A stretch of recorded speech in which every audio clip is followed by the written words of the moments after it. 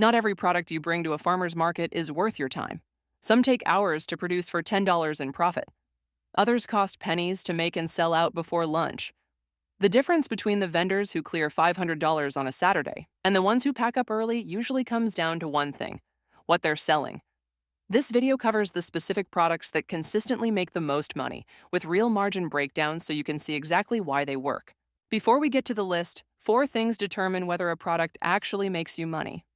First, margin per unit, what it costs to make versus what it sells for. Second, production efficiency. How many units can you crank out per hour of work? Third, sell-through rate. Products priced between $3 and $8 move fast because they're impulse buys. Anything over $20 sits on the table. Fourth, shelf stability. If unsold cookies last a week, no big deal. If unsold cream puffs go in the trash tonight, that's a problem.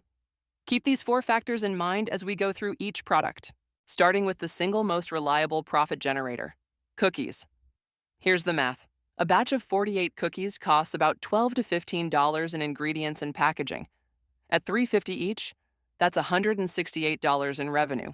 Even after paying yourself $20 an hour for the 90 minutes of work, you net over $120 from one batch. Cookies hit every profitability factor: low cost, fast production, impulse pricing, and they last a week or more.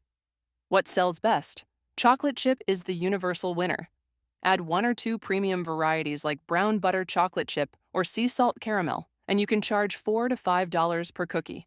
Brownies share all of cookies' advantages but feel more substantial, which supports higher pricing. A single 9x13 pan costs $3 to $6 to make and produces 12 to 16 pieces. At $3 to $5 each, one pan generates $40 to $80 in revenue. Mix, bake, cool, cut. About 50 minutes total. Pro tip: pre-cut and individually wrap them. Wrapped brownies sell significantly better than cutting to order at the booth.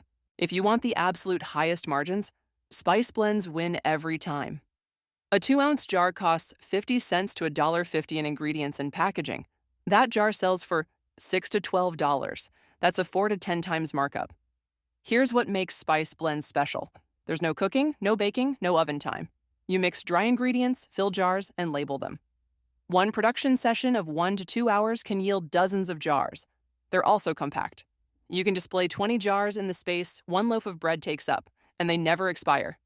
Bestsellers are BBQ rubs, taco seasoning, everything bagel seasoning, and custom house blends with creative names. Jams and preserves are a farmer's market staple for good reason. An 8-ounce jar costs $1.50 to $3 in ingredients and packaging. It sells for $7 to $12. Zero spoilage risk since they're shelf-stable for months. The margins get even better if you have access to cheap or free fruit from your garden, a neighbor's tree, or a pick-your-own farm. A single batch produces 8 to 12 jars in about 2 hours of active work.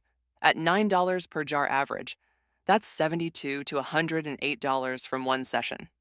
Specialty flavors like jalapeno jelly, lavender blueberry, or bourbon peach can command $10 to $14 per jar. Granola is one of the simplest high-margin products you can make. Ingredients cost $2 to $4 per pound. A pound packaged in 8 or 12-ounce bags sells for $8 to $14 at the market. In 90 minutes, you can produce $40 to $60 worth of product with zero waste and unlimited shelf life. One thing that matters: professional packaging. A craft paper bag with a clean label justifies higher pricing than a Ziploc bag. Candy is naturally profitable because it's batch-produced, shelf-stable, and sells as both treats and gifts. Fudge costs $2 to $4 per pound to make and sells for $12 to $18. Individual pieces at $2 to $4 each drive fast impulse transactions. The gift angle is important. Customers buy confections as presents, often in larger quantities.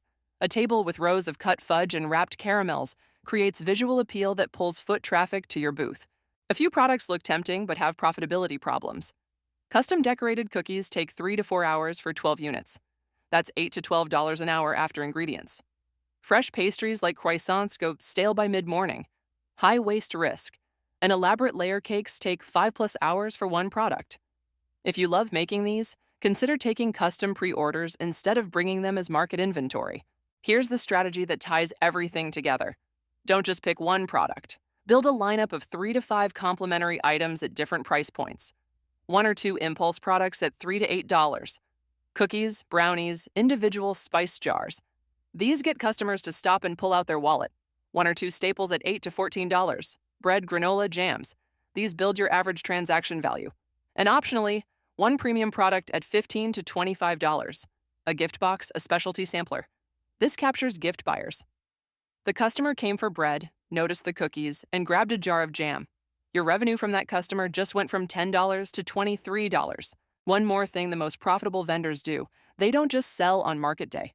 They take pre-orders between markets. Pre-orders mean you produce exactly what's been ordered. Zero waste. You reach customers who can't make it to Saturday, and you add 20 to 40% to your weekly revenue without adding another market day. The math is simple. Same products, more selling days, no extra booth fees. If you want to start taking online orders alongside your market sales, Homegrown gives you a simple storefront where customers can browse, order, and pay ahead for pickup. Share the link at your booth and on your social media. It takes about 10 minutes to set up, costs $10 a month, and comes with a 7-day free trial. Link in the description. If this was helpful, subscribe for more guides on selling food from home. We cover everything from specific products to state-by-state cottage food laws.